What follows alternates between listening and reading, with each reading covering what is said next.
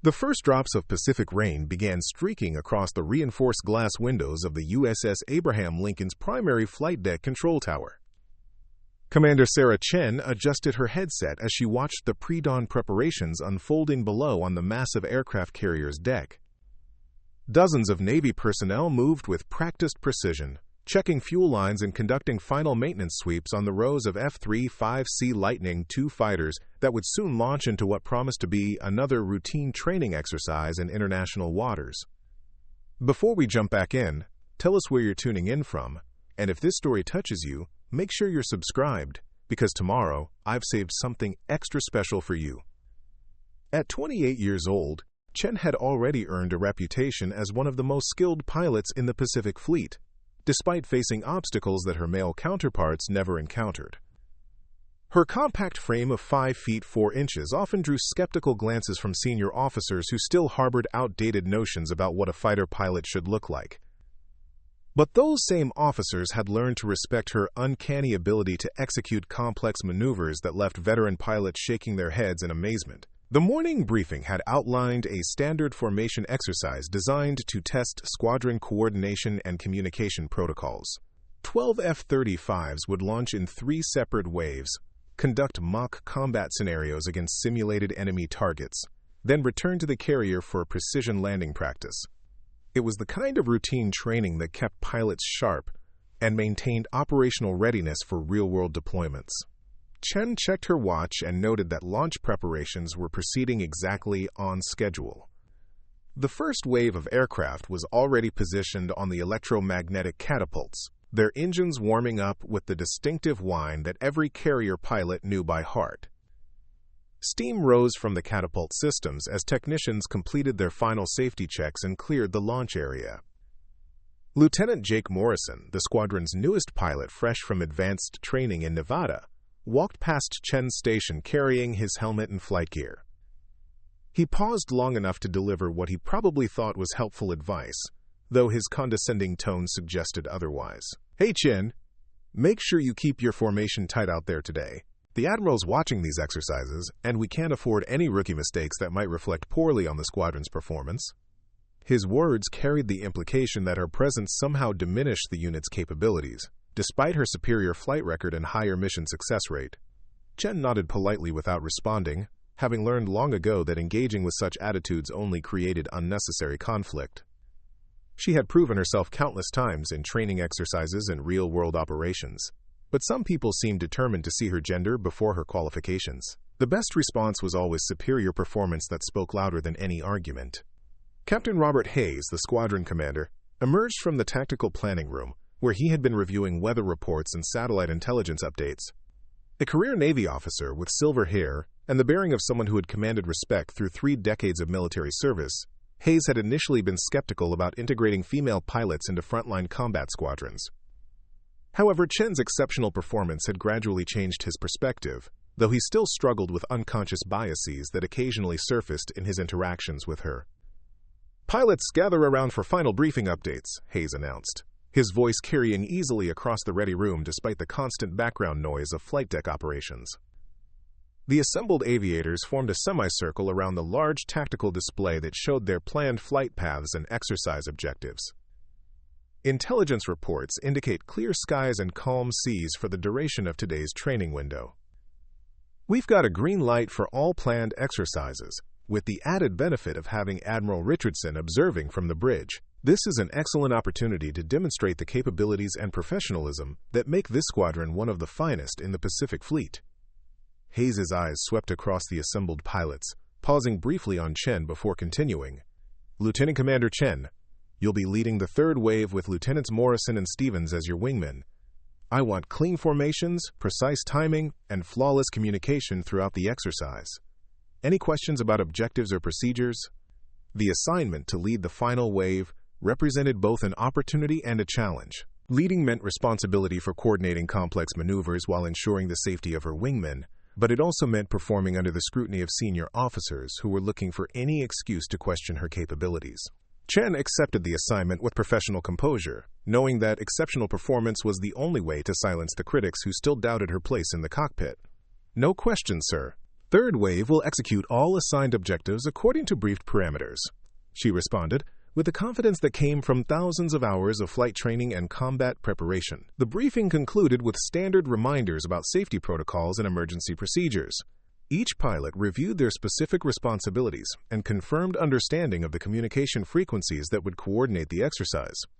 The atmosphere was relaxed but focused, reflecting the professional culture that characterized elite military aviation units. Chen made her way to the flight gear locker, where she methodically donned the complex array of equipment required for high-performance military flying. The G-suit that would help her withstand the crushing forces of aerial combat maneuvers, the survival vest packed with emergency equipment for water survival, the helmet with its sophisticated display systems that turned the F-35 into an extension of the pilot's own senses and reflexes. Each piece of equipment had been carefully fitted and tested to ensure optimal performance during the demanding conditions of carrier-based aviation. The ritual of suiting up served both practical and psychological purposes, transforming civilian thoughts into the focused mindset required for operating one of the most advanced fighter aircraft ever developed.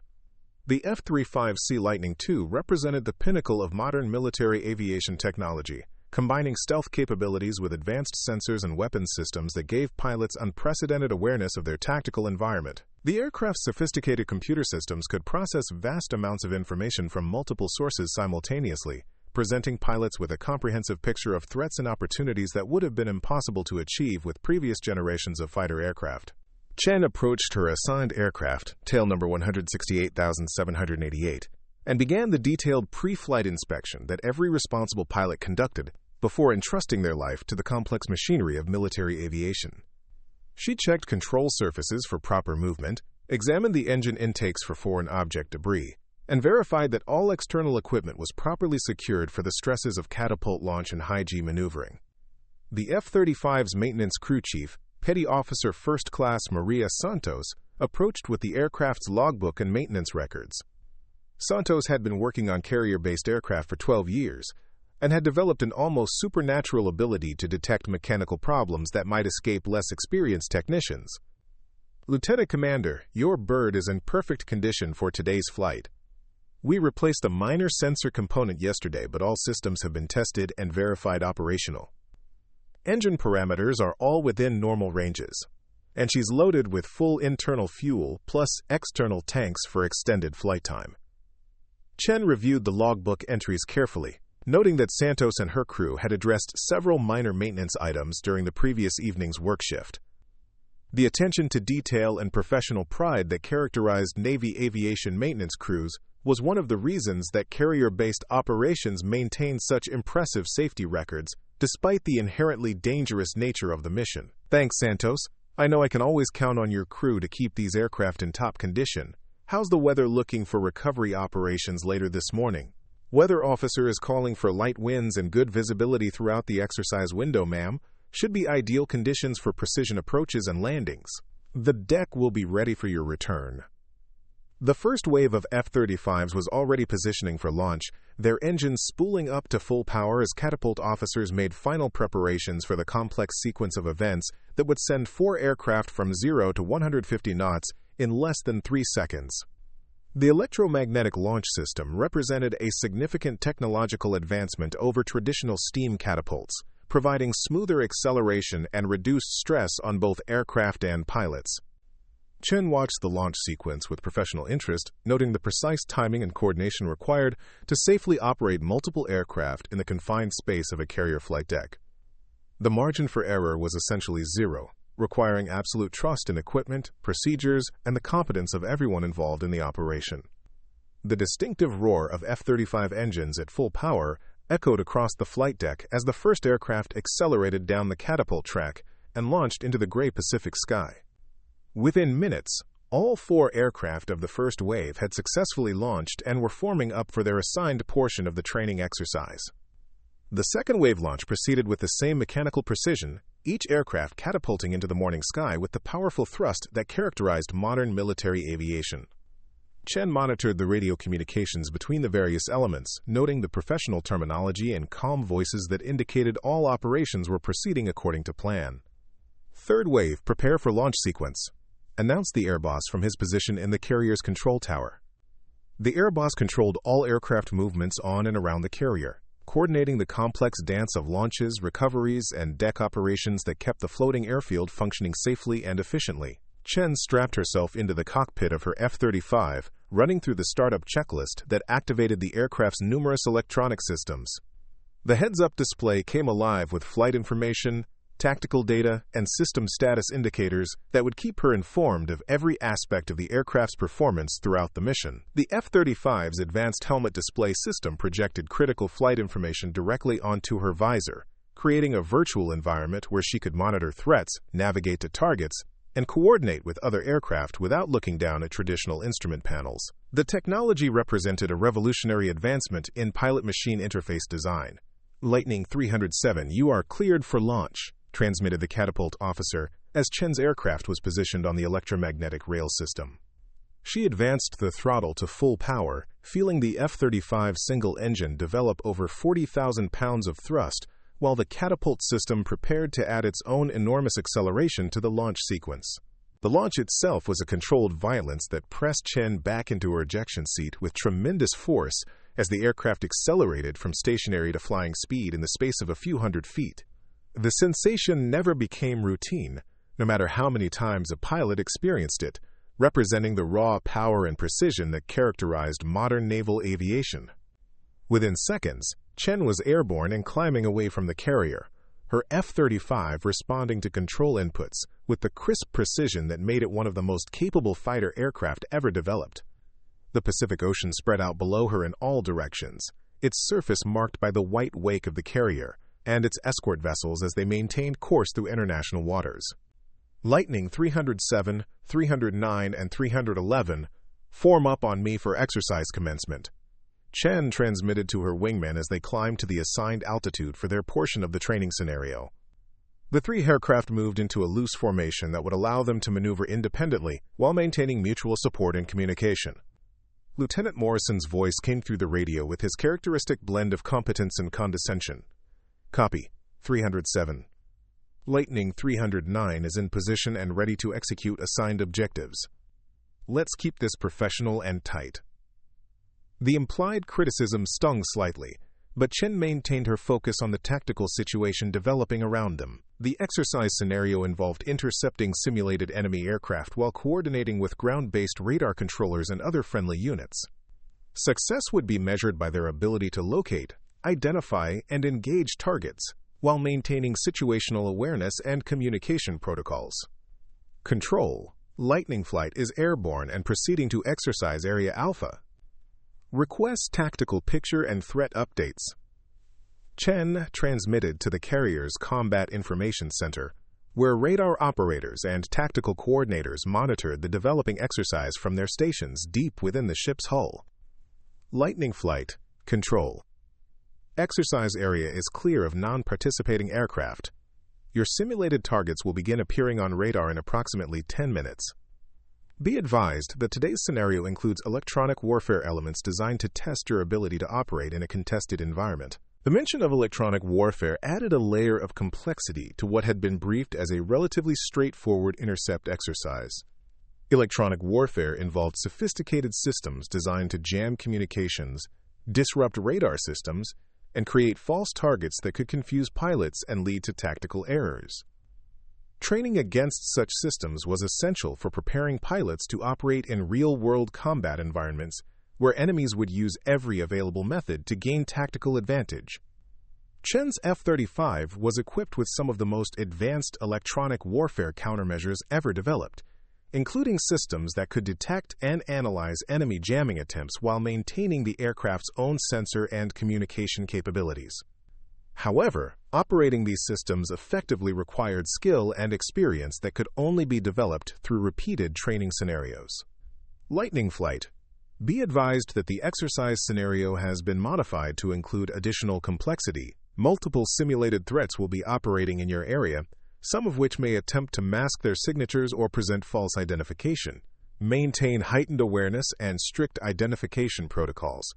The radio transmission from the carrier's tactical air controller carried an unusual edge that caught Chen's attention. Standard training exercises followed predictable patterns, that allowed pilots to focus on specific skills without overwhelming them with excessive complexity. The sudden introduction of additional variables suggested that someone had decided to make today's training more challenging than originally planned. Morrison's voice crackled through the radio with obvious irritation. "Control, Lightning 309. We weren't briefed on electronic warfare scenarios or complex threat environments.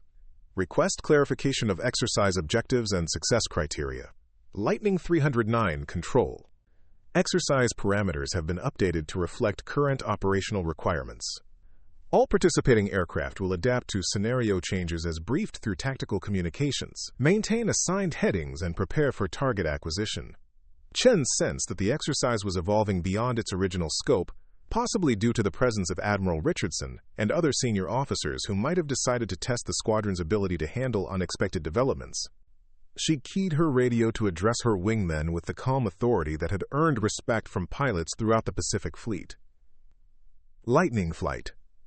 Will execute the modified scenario according to standard procedures. Maintain formation integrity, follow positive identification protocols, and communicate any unusual contacts immediately. This is exactly the kind of adaptive thinking that separates professional aviators from basic flight school graduates.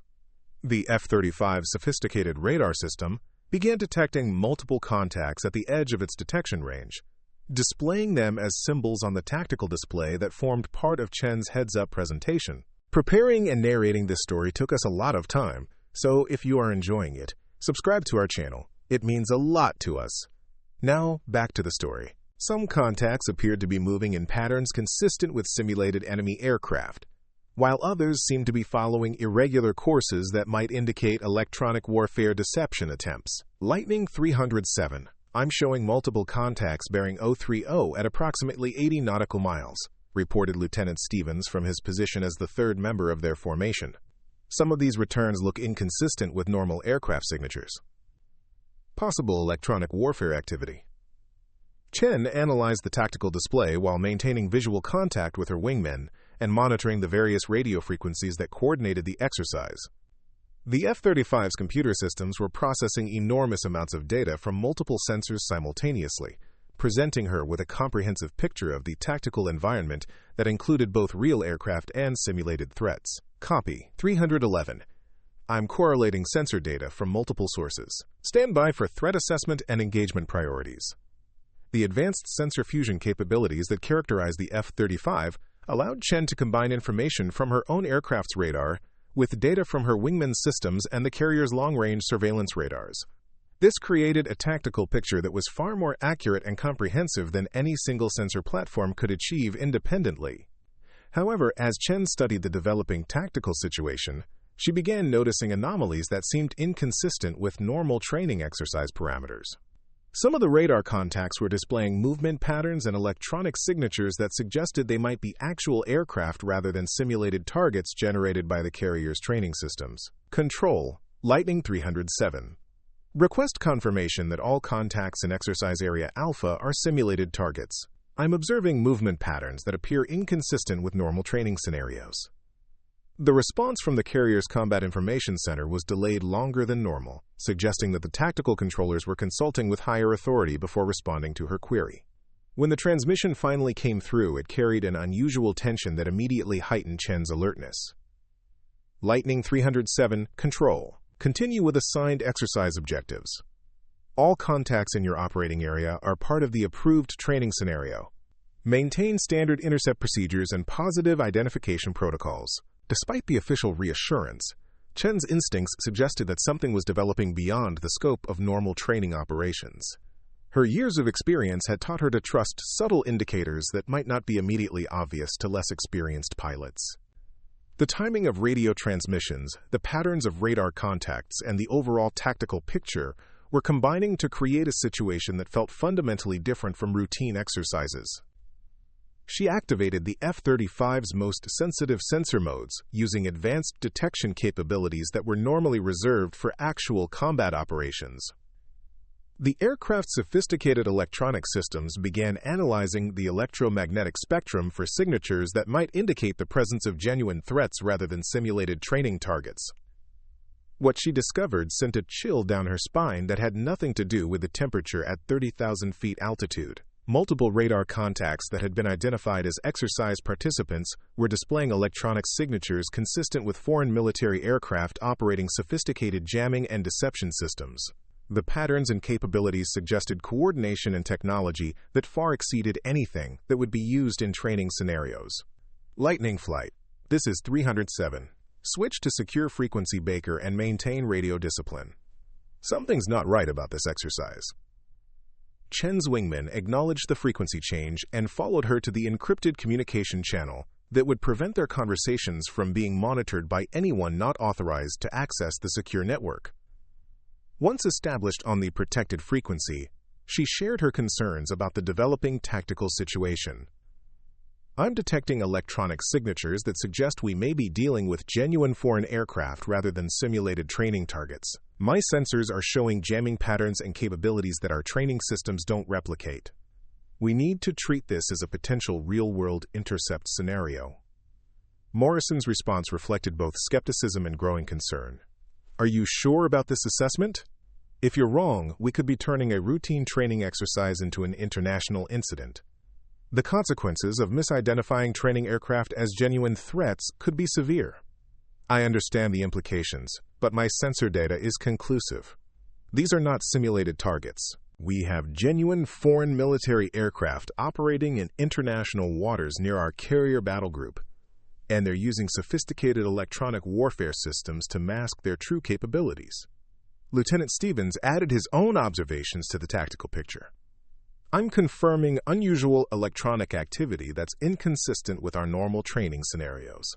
Whatever we're dealing with, it's significantly more complex than anything we were briefed to expect. Chen made the decision that would define not only her career, but potentially the safety of thousands of Navy personnel aboard the carrier and its escort vessels. She switched back to the primary tactical frequency and transmitted a message that would trigger immediate response from the highest levels of naval command. Control, Lightning 307. I am declaring a potential genuine threat situation. Multiple contacts in Exercise Area Alpha are displaying foreign military signatures and sophisticated electronic warfare capabilities. Request immediate confirmation of all participating units and alert status upgrade. The response from the carrier's Combat Information Center was immediate and carried the urgency that confirmed Chen's assessment. Lightning 307. Control. Stand by for priority transmission from the Admiral. All aircraft maintain current positions and await further instructions. Within seconds, Admiral Richardson's voice came through the radio with the authority of someone who had commanded naval operations in the most dangerous waters of the world. Lightning flight. This is Admiral Richardson. Your assessment is correct. We are tracking multiple foreign aircraft that have been conducting surveillance of our battle group using sophisticated deception methods.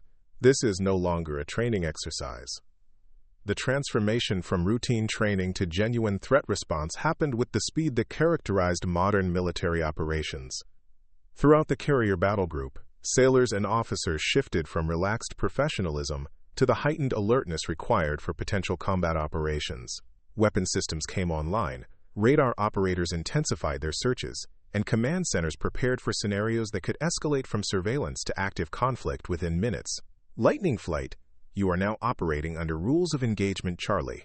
Maintain visual contact with all foreign aircraft, but do not take hostile action unless directly threatened. Your mission is to gather intelligence on their capabilities while protecting the battle group from potential attack. Chen acknowledged the new mission parameters while simultaneously analyzing the tactical situation that was developing around them. The foreign aircraft had been using sophisticated deception methods to approach the American battle group undetected, suggesting intelligence-gathering operations that could be precursors to more aggressive action. Control, Lightning 307. I count 6 definite foreign aircraft operating in a coordinated pattern. They appear to be maintaining positions that would allow rapid attack runs on the carrier while conducting electronic intelligence gathering. Recommend immediate alert status upgrade and additional interceptor launches. The F-35's advanced sensors were providing detailed information about the foreign aircraft's capabilities, revealing that they were operating sophisticated electronic warfare systems designed to defeat the kind of defensive measures that protected American naval forces. The technology and coordination suggested a level of preparation that went far beyond routine surveillance operations. Morrison's voice carried new respect for Chen's tactical judgment as he reported his own sensor observations. Lightning 309 confirms multiple genuine threats. These aircraft are maintaining attack positions while conducting systematic intelligence gathering. This is a coordinated operation with clear hostile intent. Admiral Richardson's response reflected the gravity of a situation that could escalate to active combat within minutes. Lightning Flight. Additional interceptors are launching immediately. Your mission is to maintain contact with all foreign aircraft and report any changes in their formation or behavior. Do not allow them to approach within attack range of the carrier. The tactical situation was becoming more complex by the minute as additional foreign aircraft appeared on radar, suggesting that the initial surveillance had been only the first phase of a larger operation. Chen realized that her decision to question the exercise parameters had potentially prevented a surprise attack on one of America's most valuable naval assets. Control. This is Lightning 307. Foreign aircraft are beginning to maneuver into attack formations. Multiple contacts are accelerating and descending toward attack altitudes. Recommend immediate defensive measures and weapons release authorization. The words that came through the radio next would change everything for Chen and her squadron. Admiral Richardson's voice carried the weight of command decisions that could prevent or trigger international conflict. Lightning 307, you are authorized to engage any foreign aircraft that enters the defensive perimeter of the carrier battle group. Use minimum force necessary to neutralize threats while avoiding escalation to full combat operations. The safety of 5,000 Navy personnel depends on your tactical judgment and flying skills. Chen felt the weight of responsibility settling on her shoulders as she realized that her actions in the next few minutes could determine whether thousands of sailors returned safely to their families or became casualties in a conflict that had developed without warning. The F-35's weapons systems activated automatically as she selected engagement parameters that would allow precise response to genuine threats, while minimizing the risk of accidentally escalating the situation beyond control. Lightning Flight, foreign aircraft are accelerating toward attack positions. All units prepare for immediate defensive engagement. Follow my lead and maintain strict fire discipline. The next phase of the encounter would test every aspect of Chen's training, judgment, and flying skills, as she led her wingmen into a confrontation that could determine the fate of an entire carrier battle group. The F-35's sophisticated systems gave her capabilities that previous generations of pilots could never have imagined, but success would ultimately depend on the human factors of courage, skill, and tactical judgment that had always determined the outcome of aerial combat. The foreign aircraft were now close enough for visual identification, revealing sophisticated fighters that displayed the kind of advanced technology and coordination that characterized elite military units operating under careful planning and preparation. Their approach patterns suggested intimate knowledge of American defensive procedures and the specific vulnerabilities of carrier battle groups. Chen armed her weapons systems and prepared for the kind of combat that every fighter pilot trained for, but hoped never to experience.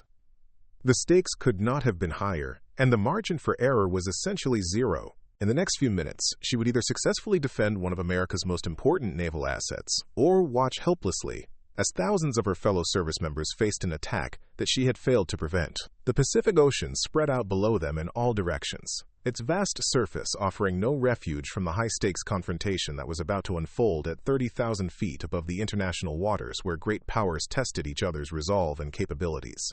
Everything that happened next would depend on the skills, judgment, and courage of a pilot who had been told countless times that she didn't belong in the cockpit of America's most advanced fighter aircraft. The irony was not lost on Chen as she prepared to prove that her critics had been wrong in ways they could never have imagined. The foreign aircraft split into two distinct formations as they approached the outer defensive perimeter of the carrier battle group.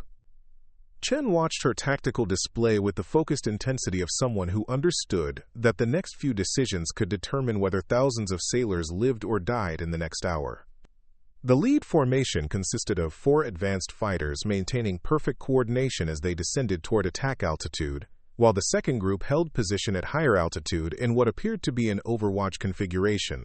Chen's F-35 systems automatically began cataloging the electronic signatures and flight characteristics of the approaching aircraft, building a comprehensive threat assessment that would guide her tactical decisions. The foreign fighters were displaying capabilities that matched or exceeded anything in the American inventory, suggesting that this was not a probe by second-rate military forces but a carefully planned operation by a sophisticated adversary. Lightning 307. This is control. Foreign aircraft have violated our defensive perimeter and are maintaining attack headings toward the carrier. You are cleared to engage with minimum necessary force. Repeat. You are cleared to engage hostile aircraft threatening the battle group. Admiral Richardson's authorization carried the weight of command decisions that could trigger international consequences, but Chen understood that the immediate threat to the carrier and its crew took precedence over diplomatic considerations. She selected her weapons systems and prepared to demonstrate the capabilities that had made the F-35 the most advanced fighter aircraft in the world. Lightning flight. I have lead formation locked and ready to engage. 309 and 311. Take the high formation and prevent them from supporting the attack group.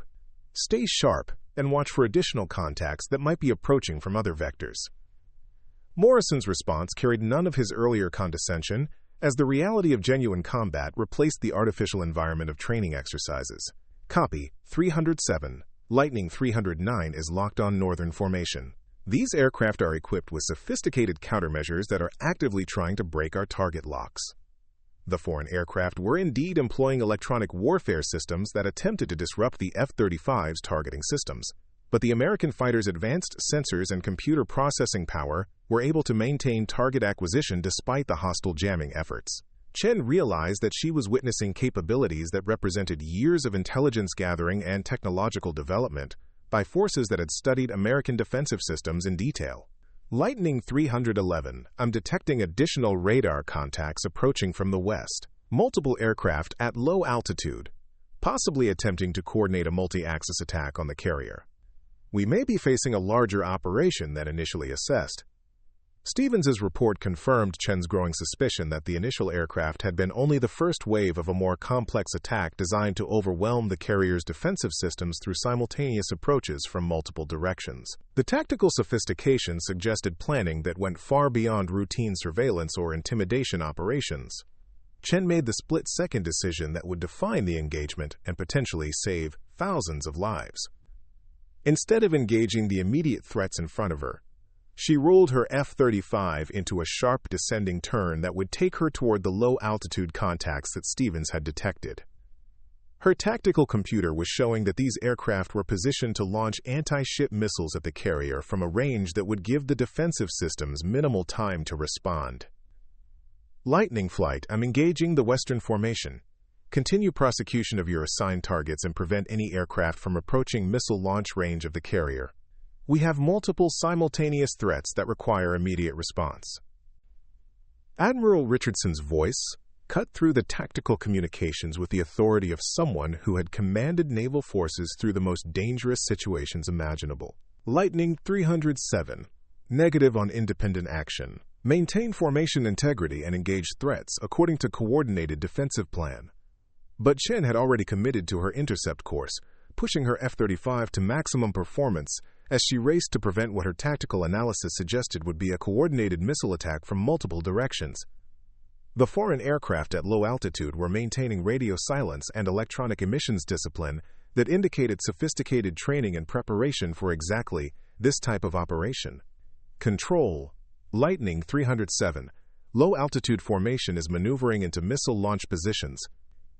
If they achieve launch parameters, the carrier's defensive systems will be overwhelmed by simultaneous attacks from multiple vectors. I am engaging to prevent coordinated missile launch. The tactical situation was developing faster than traditional command and control systems could process, requiring individual pilots to make decisions based on their assessment of rapidly changing threats. Chen's F-35 was equipped with sensors and weapons systems that could engage multiple targets simultaneously, but success would depend on her ability to coordinate attacks while maintaining situational awareness of the broader tactical picture. Her heads-up display was now showing multiple threat symbols as foreign aircraft maneuvered into attack positions around the carrier battle group. The sophistication and coordination suggested that this was not a spontaneous encounter, but the execution of a carefully planned operation that had been developed through extensive intelligence gathering and preparation. Lightning 307. You are ordered to return to formation immediately.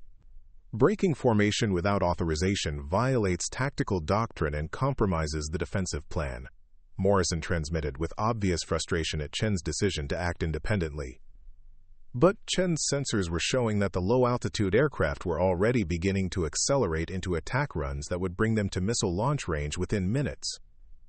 The carrier's own defensive systems were tracking the threats, but the simultaneous nature of the attack would stretch those systems beyond their designed capabilities. Lightning 309. The defensive plan assumes sequential threats that can be engaged individually. We're facing coordinated attacks from multiple directions designed to overwhelm our defensive systems. Standard doctrine doesn't address this level of tactical sophistication. Chen's F-35 closed rapidly on the western formation, which consisted of 6 aircraft flying in loose formation at extremely low altitude to avoid early detection by the carrier's radar systems. As she approached engagement range, her sensors confirmed that these aircraft were carrying advanced anti-ship missiles specifically designed to defeat the kind of defensive systems that protected American naval forces. The foreign pilots demonstrated their own tactical sophistication by immediately responding to her approach with defensive maneuvers that suggested extensive training in countering F-35 capabilities. They split into 3 pairs and began employing electronic countermeasures designed to disrupt her targeting systems while maneuvering to positions where they could engage her with air-to-air missiles. Chen found herself in the position that every fighter pilot trained for but hoped never to experience. Outnumbered 6-1 against sophisticated adversaries who had clearly prepared extensively for exactly this type of encounter. The F-35's advanced systems gave her significant advantages, but success would ultimately depend on her ability to use those advantages while preventing the enemy aircraft from reaching their missile launch points. She selected multiple targets simultaneously, using the F-35's sophisticated fire control system to engage several aircraft while maintaining defensive maneuvering against the others. The first missiles she launched were the latest generation of American air-to-air weapons, designed specifically to defeat the countermeasures that protected advanced enemy fighters. The engagement developed with the lightning speed that characterized modern aerial combat, where the advantage often went to whoever could process information fastest and make accurate decisions under extreme stress. Chen's years of training and natural flying ability allowed her to maintain tactical awareness while simultaneously engaging multiple threats and avoiding defensive missiles launched by the enemy aircraft. Her first missile struck the lead foreign aircraft with devastating effect, the sophisticated seeker head penetrating the electronic countermeasures and guiding the warhead to a direct hit that destroyed the target instantly. The explosion served as a stark reminder that this was no longer training but genuine combat where mistakes could be measured and lives lost and strategic objectives failed. The remaining foreign aircraft responded to the loss of their leader by intensifying their efforts to reach missile launch range while simultaneously attempting to engage Chen with their own air-to-air weapons. The tactical situation became a complex three-dimensional chess game where each move had to account for multiple threats while maintaining focus on the primary objective of preventing attacks on the carrier. Lightning 307. This is control. Carrier defensive systems are tracking multiple inbound threats from your engagement area. What is your status, and can you prevent missile launches? Admiral Richardson's question reflected the reality that Chen's individual actions were now determining the fate of the entire battle group. Her success or failure in preventing the coordinated attack would directly impact the lives of thousands of sailors and the strategic balance in one of the world's most important maritime regions. Control: I have destroyed 1 enemy aircraft and am engaging the remaining 5. They are maneuvering to attack positions, but I am preventing coordinated missile launch. Request immediate support from additional interceptors. Chen's tactical computer was processing enormous amounts of information as she maneuvered through the complex engagement, tracking multiple threats while maintaining offensive pressure against aircraft that were trying to reach their attack objectives.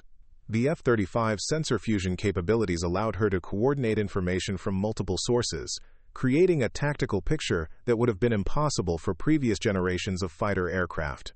She launched her second missile against an aircraft that was attempting to maneuver into missile launch position, watching as the weapon tracked through defensive countermeasures to strike its target with precision that reflected decades of American technological development.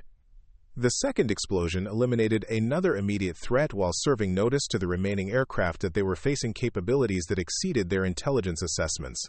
But the remaining 4 aircraft continued their coordinated attack, demonstrating the kind of tactical discipline and determination that characterized elite military units operating under the most demanding conditions. They split into two pairs and began approaching the carrier from different angles, forcing Chen to choose between engaging one pair while allowing the other to potentially reach launch range. Lightning 311, I need immediate support against multiple threats. Foreign aircraft are maintaining coordinated attack despite losses and are approaching missile launch parameters. Stephen's response carried the strain of his own engagement against the high-altitude formation that had been attempting to coordinate the overall attack. Lightning 307, I'm heavily engaged with multiple aircraft that are employing sophisticated tactics. Morrison is supporting, but we're outnumbered and facing capabilities that exceed our intelligence assessments. The tactical situation was reaching a critical point where individual aircraft and pilots would determine the outcome through their ability to process information faster and make better decisions than their adversaries. Chen realized that the foreign operation had been planned to exploit exactly this kind of scenario, where American defenders would be forced to make impossible choices between multiple critical objectives. She selected her third missile and targeted the lead aircraft of the eastern pair, hoping to disrupt their attack coordination while maintaining defensive maneuvering against the western pair that was continuing to approach the carrier. The engagement had become a test of whether advanced American technology and pilot training could overcome numerical superiority and tactical preparation by sophisticated adversaries. Her missile struck its target with the same devastating effectiveness as the previous shots, but the remaining three aircraft continued their attack with the determination of pilots who understood that their mission's success depended on reaching missile launch range regardless of losses. Chen found herself in the position of trying to engage multiple targets while maintaining situational awareness of the broader tactical picture. Control, Lightning 307. I have destroyed 3 enemy aircraft, but remaining threats are approaching critical range for missile launch. Carrier defensive systems need to prepare for possible inbound missiles from multiple directions. The carrier's Combat Information Center was coordinating defensive measures that included electronic warfare systems, surface-to-air missiles, and close-in weapons systems designed to defeat incoming threats. But the simultaneous nature of the potential attack would test those systems beyond their design parameters, requiring perfect coordination and performance under extreme pressure.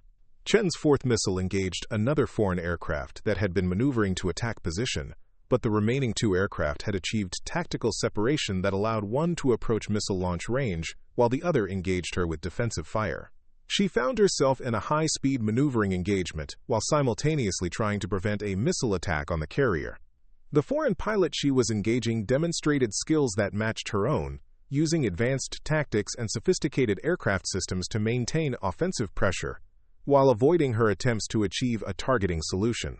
The engagement became a test of pure flying ability and tactical judgment as both pilots pushed their aircraft to maximum performance while trying to gain the advantage necessary for a successful attack.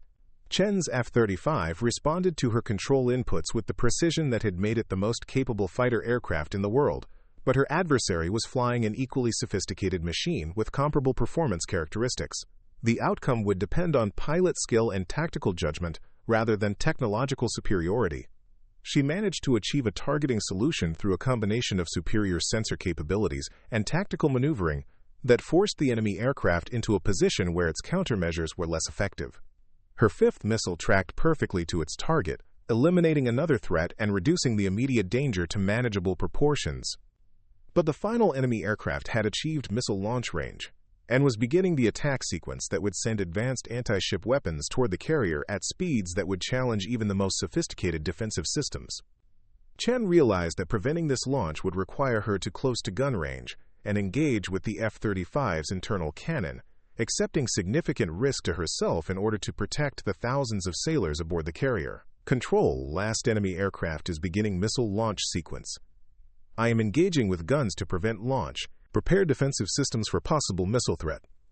Chen's decision to close to gun range represented the kind of tactical risk that characterized aerial combat throughout history, where individual pilots accepted personal danger to achieve objectives that served larger strategic purposes. The F-35's 25mm cannon was a precision weapon designed for exactly this type of engagement, but success would require her to maneuver into a position where the enemy aircraft could also engage her with similar weapons. The final engagement developed with the intensity that marked the climax of aerial combat, both pilots maneuvering aggressively while trying to achieve the precise positioning necessary for effective gun attacks. Chen's superior training and the F-35's advanced flight control systems gave her slight advantages, but the outcome remained uncertain until the final seconds of the encounter. Her cannon fire found its target just as the enemy aircraft was completing its missile launch sequence, destroying the aircraft before it could release its weapons. The explosion marked the end of an engagement that had lasted less than 10 minutes, but had determined the fate of an entire carrier battle group through the actions of individual pilots operating at the limits of human and technological capability. Control: Lightning 307. All Western formation aircraft destroyed. No missiles launched against the carrier. What is the status of other formations? The tactical situation throughout the engagement area was becoming clearer as Morrison and Stevens reported their own success against the aircraft that had been attempting to coordinate the overall attack. The foreign operation had been defeated through a combination of superior technology, training, and the kind of individual initiative that Chen had demonstrated by breaking formation to engage the most dangerous threats. Admiral Richardson's voice carried genuine relief as he reported the overall tactical situation. Lightning Flight: all foreign aircraft have been destroyed or have withdrawn from the operational area. No missiles were launched against the battle group and all American aircraft are accounted for. Outstanding performance by all units involved, but the implications of the engagement extended far beyond the immediate tactical success. The foreign aircraft had demonstrated capabilities and coordination that suggested extensive preparation and intelligence gathering by forces that had studied American defensive systems in detail. The sophistication of their approach indicated that this had been a test of American capabilities rather than a spontaneous encounter. Chen's F-35 climbed away from the engagement area as she conducted post-combat checks of her aircraft systems and weapon status. The adrenaline of combat was beginning to fade, replaced by the professional satisfaction of a mission successfully completed, and the sobering realization of how close the engagement had come to a very different outcome. Lightning Flight: this is Admiral Richardson. Return to the carrier for immediate debriefing. Your actions today prevented what could have been a catastrophic attack on American naval forces. The entire battle group owes you a debt that can never be fully repaid. The flight back to the carrier provided Chen with time to reflect on the engagement and its implications for her career and the broader strategic situation. She had demonstrated that her critics had been wrong about her capabilities, but more importantly, she had proven that individual initiative and tactical judgment remained crucial factors in modern warfare despite the sophistication of contemporary weapon systems. The carrier's flight deck was a scene of controlled activity as recovery operations began for the aircraft returning from the engagement. Chen could see that additional fighters had been launched during the combat and were maintaining defensive patrols around the battle group, evidence of the seriousness with which the command structure had responded to the threat.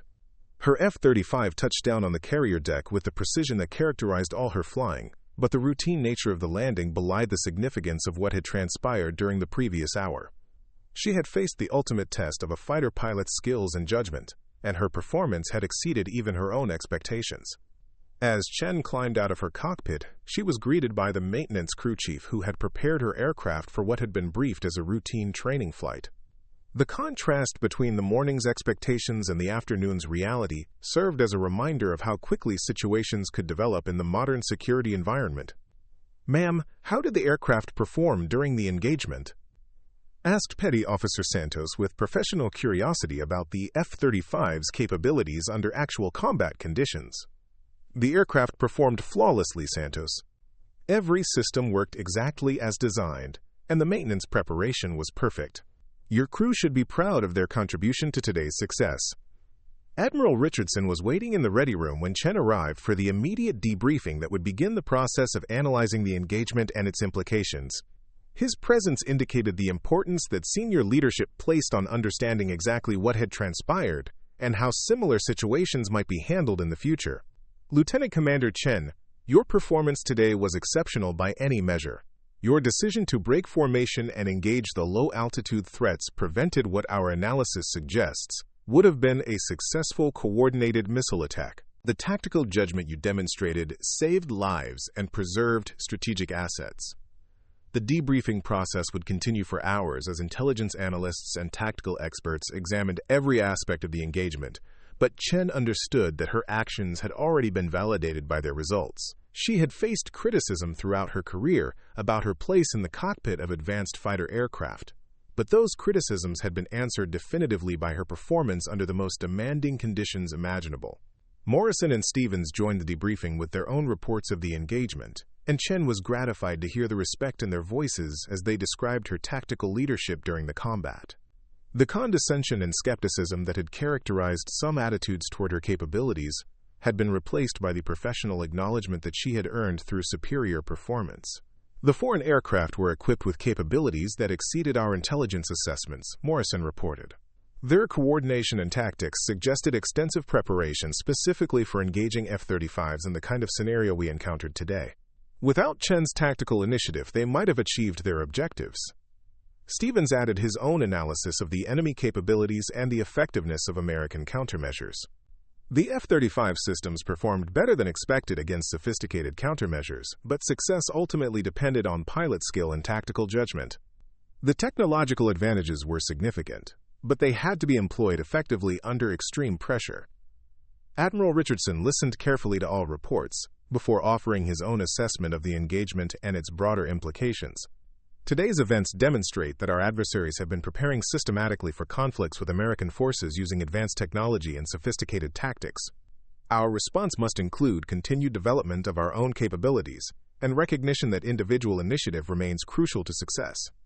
The formal debriefing concluded with assignments for detailed after-action reports and technical analysis of the enemy capabilities that had been observed during the engagement. But Chen understood that the real significance of the day's events lay in the demonstration that American naval aviation could respond effectively to sophisticated threats when pilots were properly trained and equipped with advanced systems. As she finally returned to her quarters late that evening, Chen reflected on the transformation that had occurred during a single day. She had begun the morning as a pilot whose capabilities were questioned by some of her colleagues, and she was ending it as someone who had proven those critics wrong through performance under the most demanding conditions imaginable. The engagement had also demonstrated the continued importance of human factors in warfare despite the increasing sophistication of technology. The F-35's advanced systems had provided crucial capabilities, but success had ultimately depended on pilot skill, tactical judgment, and the willingness to accept risk in service of larger objectives. Chen's actions during the engagement would be studied and analyzed by military professionals for years to come, but she took the greatest satisfaction from knowing that her performance had protected the lives of her fellow service members and maintained American security interests in one of the world's most strategically important regions. The critics who had questioned her place in the cockpit of advanced fighter aircraft had been answered definitively, but more importantly, Chen had proven to herself that she belonged among the elite pilots who protected American interests around the world. The engagement had been a test that few pilots would ever face, and her success had validated years of training, preparation, and professional dedication. The next morning would bring new challenges and responsibilities as the Navy responded to the implications of the engagement. But Chen could face those challenges with the confidence that came from knowing she had been tested under the most demanding conditions and had emerged successful. The simple woman who had been told to leave the cockpit had instead used her F-35 to save an entire fleet, proving that determination and skill mattered more than the prejudices of those who failed to recognize true capability. 3 weeks after the engagement that had redefined naval aviation doctrine, Chen found herself standing before a congressional committee in a wood-paneled hearing room that had witnessed some of the most important military testimony in American history. The ornate chamber, with its high ceilings and marble columns, felt worlds away from the cramped cockpit of an F-35, but the stakes were equally high as lawmakers sought to understand the implications of what had become known in classified circles as the Pacific Incident. Senator Margaret Walsh, the committee chairwoman with silver hair and the sharp demeanor of someone who had spent 3 decades questioning military officials, leaned forward as she addressed Chen with the formality that characterized these proceedings. Lieutenant Commander, your after-action report describes tactical decisions that deviated significantly from established doctrine. Can you explain why you chose to break formation despite direct orders to maintain coordinated defensive positioning? Chen had prepared extensively for this moment, knowing that her actions during the engagement would be scrutinized, not only for their tactical effectiveness, but also for their adherence to military protocol and chain of command structures. She understood that her answers could influence future doctrine and the careers of other pilots who might face similar situations. Senator, the tactical situation developed faster than traditional command and control systems could process.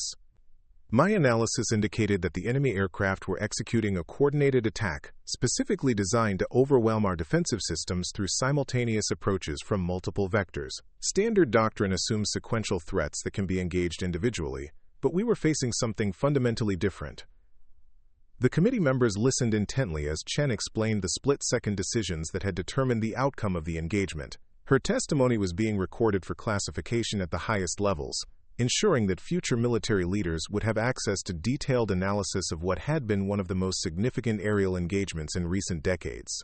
Representative James Morrison, a former Navy pilot himself who understood the complexities of aerial combat, asked the question that had been central to much of the classified analysis following the incident. Commander Chen, intelligence assessments suggest that the foreign aircraft were specifically configured and trained to exploit perceived weaknesses in F-35 defensive capabilities.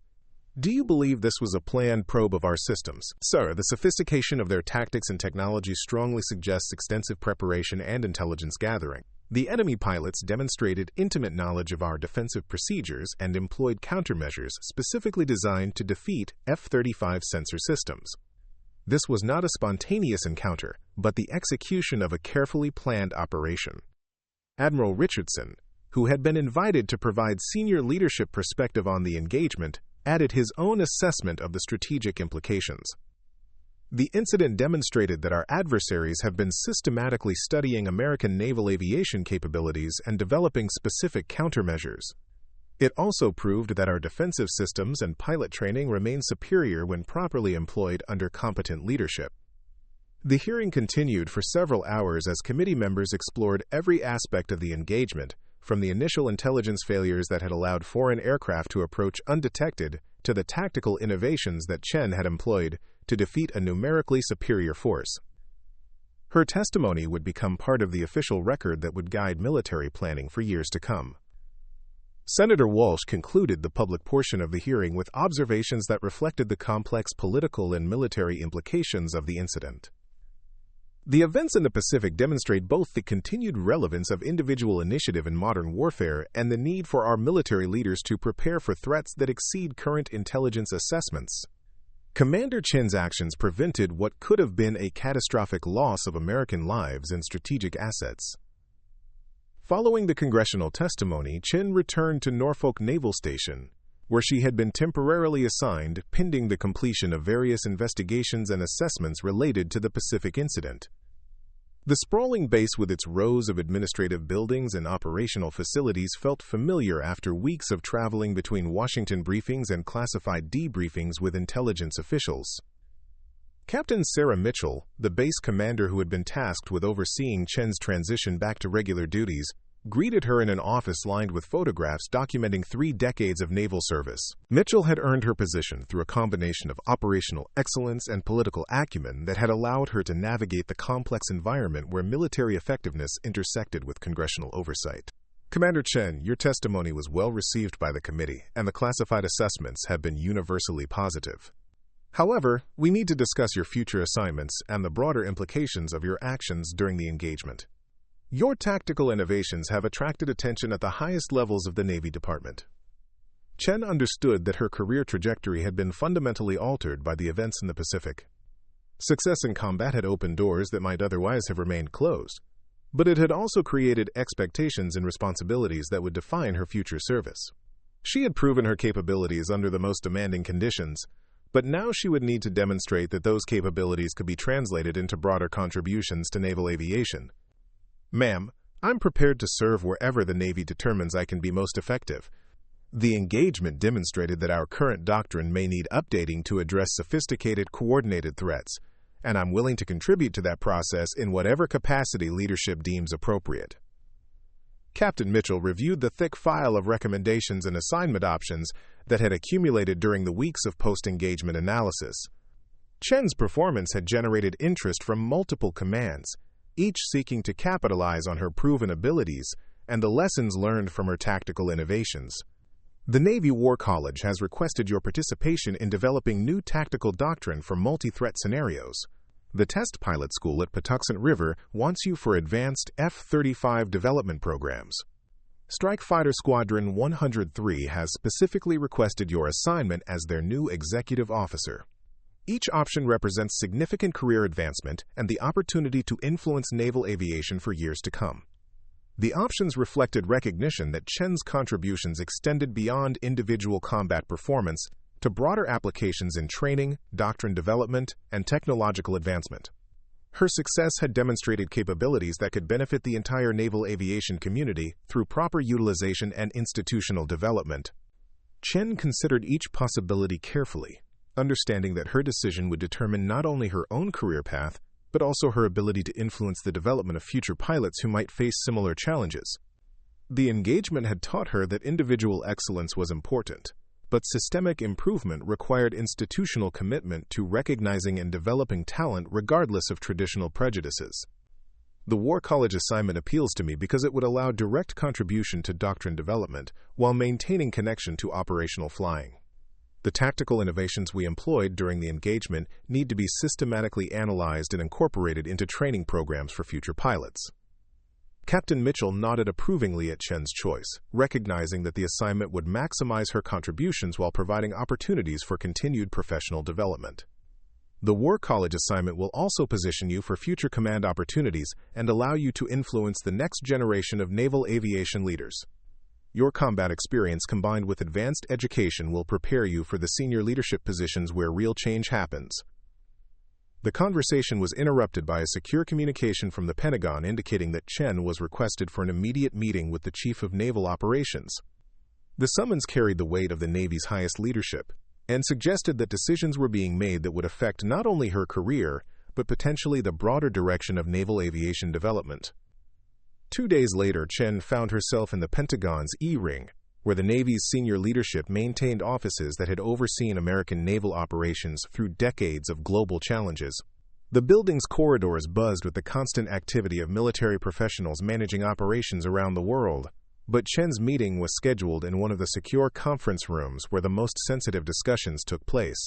Admiral Robert Hayes, the Chief of Naval Operations whose 4 stars represented the pinnacle of naval leadership, greeted Chen with the professional respect that reflected her proven performance and future potential. Hayes had spent his career managing the complex balance between operational requirements, technological development, and political constraints that characterized modern military leadership. Commander Chen, your actions in the Pacific have generated significant interest throughout the Department of Defense and the intelligence community.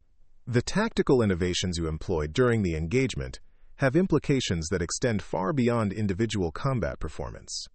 We need to discuss how those lessons can be applied to broader naval aviation development. The meeting included senior officials from Naval Air Systems Command, the Office of Naval Intelligence, and the Pentagon's Force Structure Assessment Office, indicating that Chen's combat experience was being analyzed for its strategic implications rather than simply its tactical effectiveness. Her individual actions had become a case study for institutional learning and policy development. The enemy tactics you encountered suggest that our adversaries have been systematically studying American capabilities and developing specific countermeasures. Your success demonstrates that our technology and training remain superior, but we need to ensure that advantage is maintained through continued development and realistic preparation for sophisticated threats. Chen listened carefully as the senior leaders outlined their assessment of the changing threat environment and the need for naval aviation to adapt to challenges that exceeded current doctrine and training scenarios. Her combat experience had provided crucial data points for understanding how advanced adversaries might attempt to exploit perceived weaknesses in American defensive systems.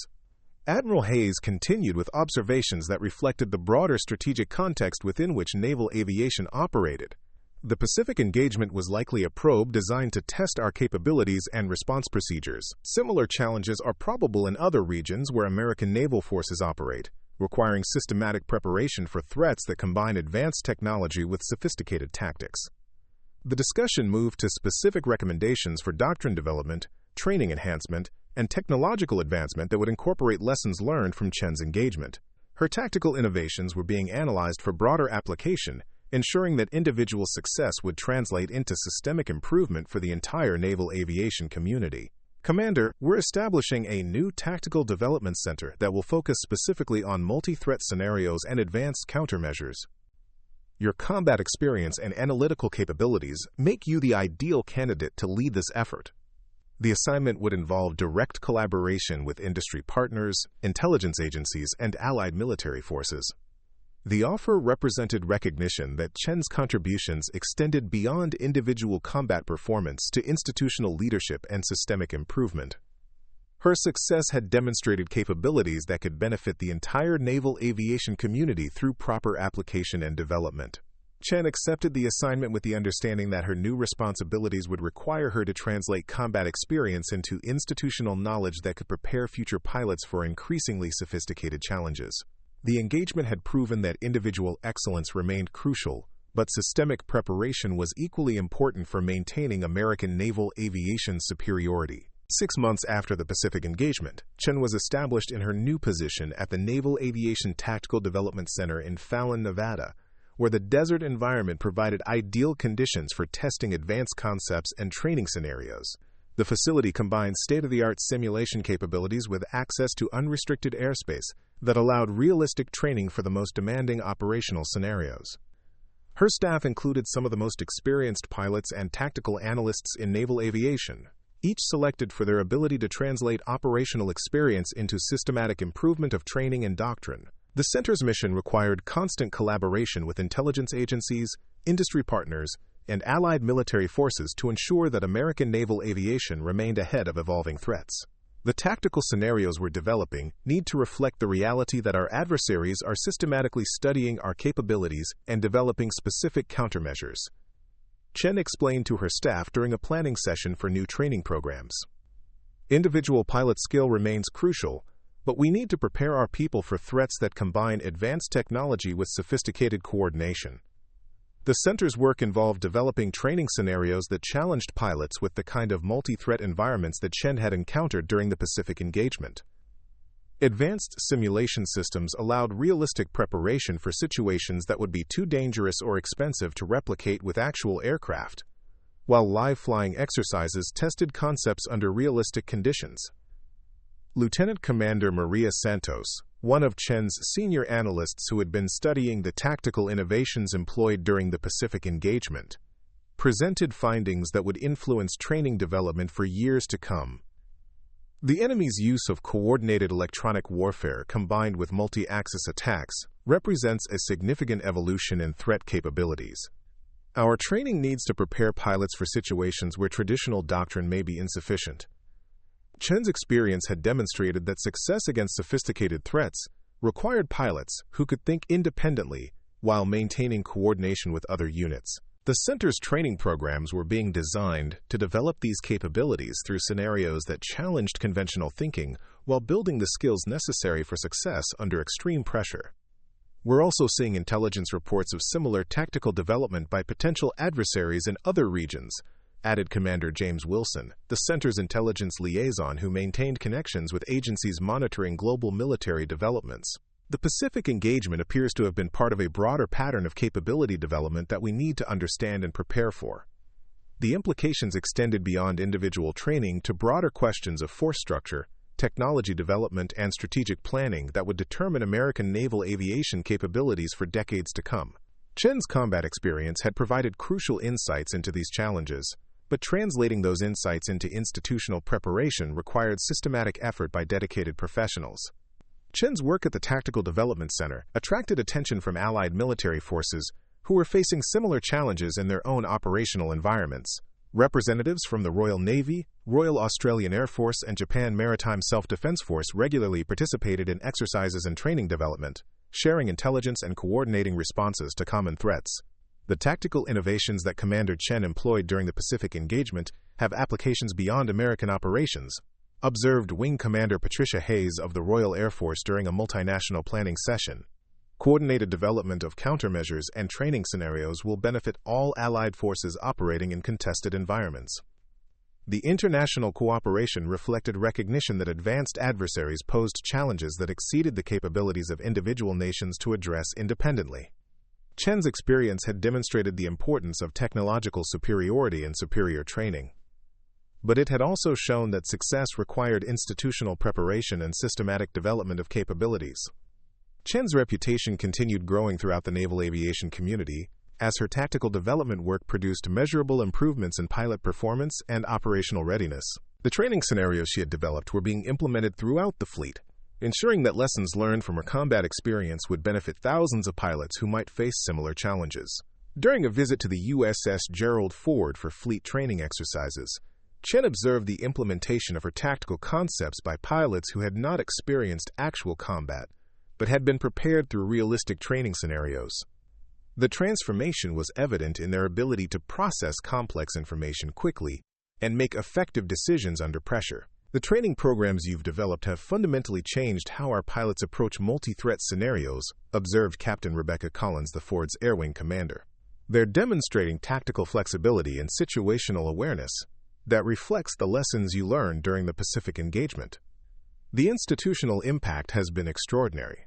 The recognition was professionally satisfying, but Chen understood that her greatest contribution lay not in individual recognition, but in systemic improvement that would protect American naval aviation superiority for years to come.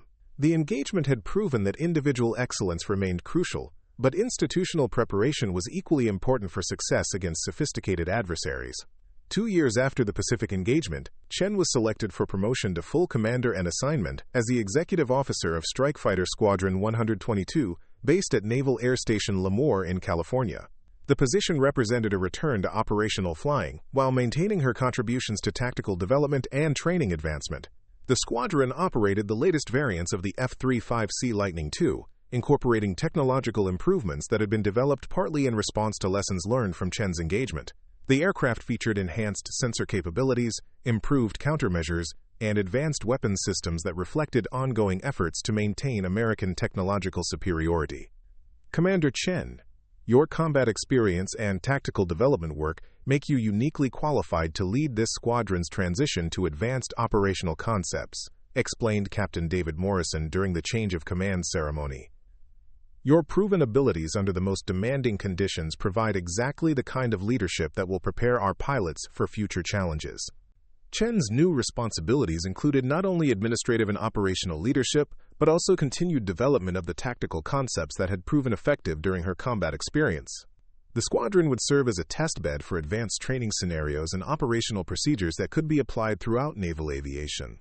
Her first briefing to the squadron's pilots emphasized the lessons that had been learned through her combat experience and subsequent tactical development work.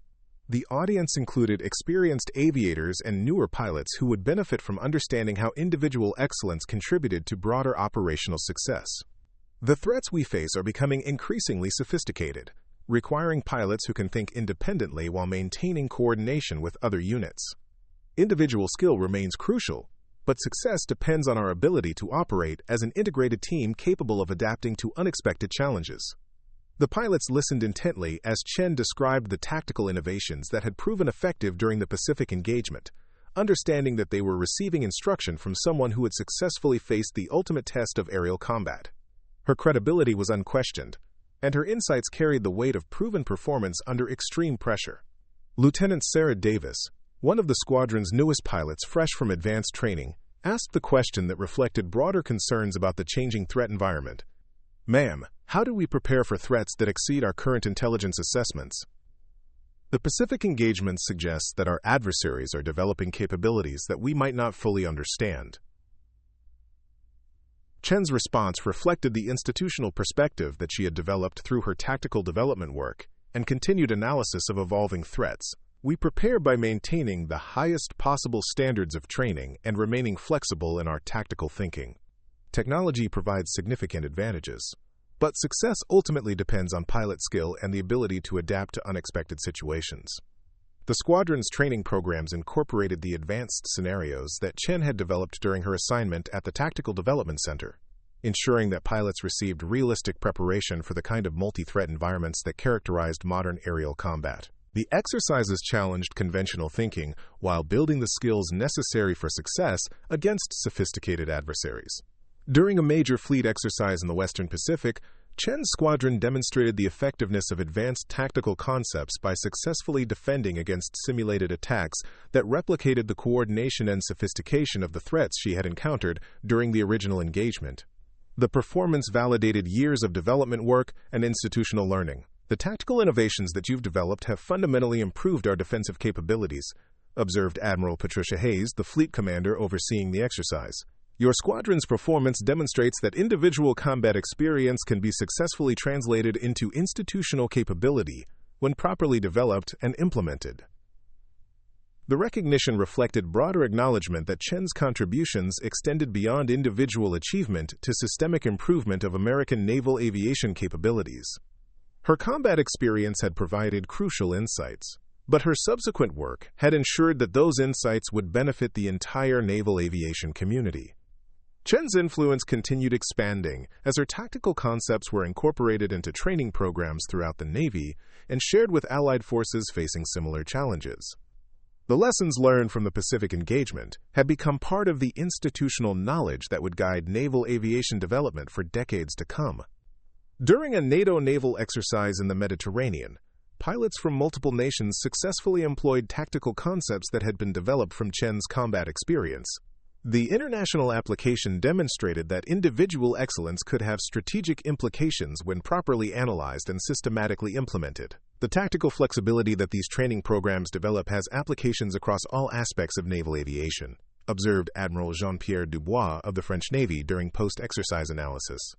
The lessons learned from the Pacific engagement have influenced how all Allied forces approach multi-threat scenarios. As Chen's career continued advancing through senior leadership positions, she maintained her commitment to ensuring that individual combat experience contributed to institutional improvement. Her work had demonstrated that the traditional barriers that had limited opportunities for some pilots could be overcome through exceptional performance and systematic contribution to broader organizational goals. 10 years after the Pacific engagement, Admiral Sarah Chen assumed command of Naval Air Forces Pacific, becoming the first woman to hold the position and the youngest officer ever selected for the assignment. Her promotion reflected recognition that her contributions to naval aviation had extended far beyond individual combat performance to institutional leadership and strategic vision.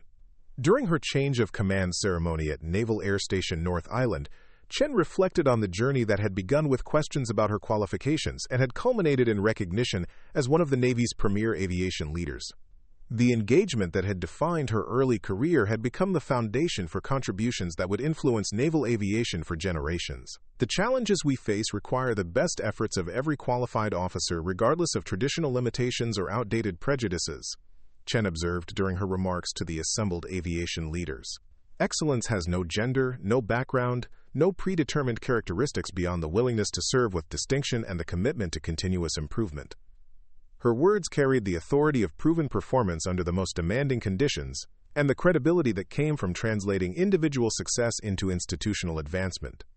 The simple woman who had once been told to leave the cockpit had become the senior leader responsible for the readiness and effectiveness of naval aviation throughout the Pacific region. The Tactical Development Center that Chen had established continued operating under her oversight, ensuring that lessons learned from combat experience would be systematically incorporated into training and doctrine development. Her influence extended throughout the naval aviation community through the officers she had mentored and the concepts she had developed.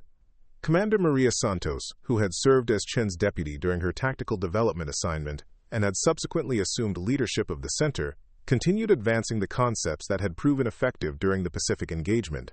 Admiral Chen's vision of translating individual excellence into institutional capability has become the foundation for everything we do here.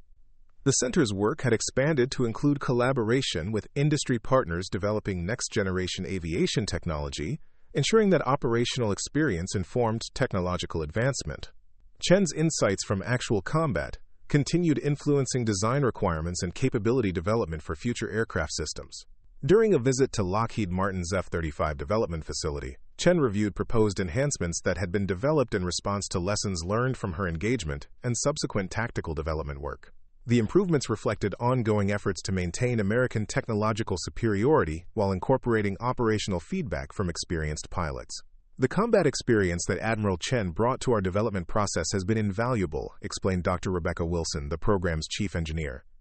Her insights into how advanced adversaries might attempt to counter our capabilities have influenced design decisions that will maintain F-35 superiority for decades to come. Chen's influence extended beyond technology development to broader questions of force structure and strategic planning that would determine American naval aviation capabilities in an increasingly complex global environment. Her combat experience provided crucial perspective on how individual tactical excellence contributed to broader strategic objectives. As international tensions continued evolving in various regions around the world, Chen's experience during the Pacific engagement served as a model for preparing naval aviation forces to meet sophisticated challenges with confidence and capability.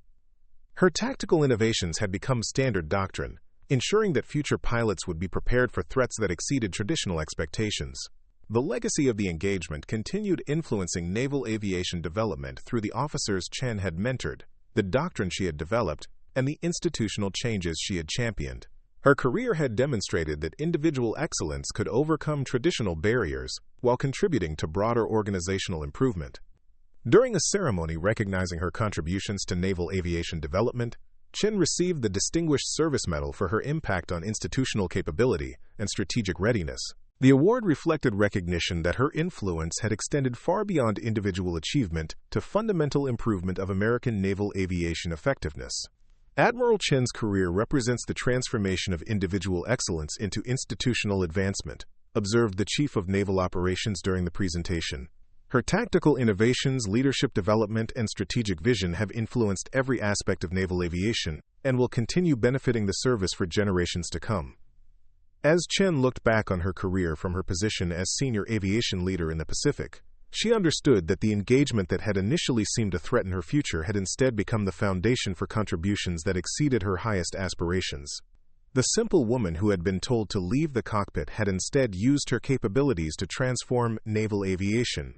The F-35 that had carried her through the Pacific engagement was displayed in the Naval Aviation Museum as a testament to the aircraft's capabilities and the pilot skill that had employed those capabilities effectively. The exhibit included detailed analysis of the tactical innovations that had proven effective against sophisticated threats. Young pilots visiting the museum learned about the engagement through interactive displays that demonstrated how individual excellence could contribute to broader strategic success. Chen's story had become part of the institutional memory that would inspire future generations of naval aviators to pursue excellence regardless of traditional limitations. The impact of Chen's career extended beyond naval aviation to broader questions about recognizing and developing talent in military organizations. Her success had demonstrated that excellence could emerge from unexpected sources when institutions remained committed to merit-based advancement and systematic development of capabilities. Chen's final active duty assignment took her to the Pentagon as Director of Naval Aviation, where she oversaw the development of policies and programs that would guide naval aviation for decades to come. Her office included photographs from throughout her career, including the Pacific engagement that had launched her trajectory towards senior leadership. During her retirement ceremony, Chen reflected on the transformation that had begun with skepticism about her qualifications and had culminated in recognition as one of the Navy's most influential aviation leaders. The journey had demonstrated that individual excellence could overcome any obstacle when combined with institutional commitment to recognizing and developing talent. The Navy's greatest strength has always been its willingness to recognize excellence regardless of its source, Chen observed during her final remarks to the naval aviation community. My career has been possible because the institution remained committed to merit-based advancement and systematic development of capabilities that serve our nation's interests. The audience included hundreds of officers whose careers had been influenced by Chen's leadership, tactical innovations, and commitment to institutional improvement. Her legacy would continue through their service and the continued application of concepts she had developed through combat experience and systematic analysis. As Chen departed active duty, she could take satisfaction in knowing that her contributions had extended far beyond individual achievement to fundamental improvement of American naval aviation capabilities. The simple woman who had been told to leave the cockpit had instead transformed the institution and inspired countless others to pursue excellence. Her story continued inspiring young women entering naval aviation, demonstrating that determination and excellence could overcome any traditional barrier. The tactical concepts she had developed remained part of standard training, ensuring that future pilots would be prepared for the most sophisticated challenges. The Pacific engagement, that had begun as a routine training exercise, had become a defining moment not only for Chen's career, but for the institutional development of American naval aviation. Her individual actions had prevented a potential catastrophe while providing lessons that would protect American forces for generations to come.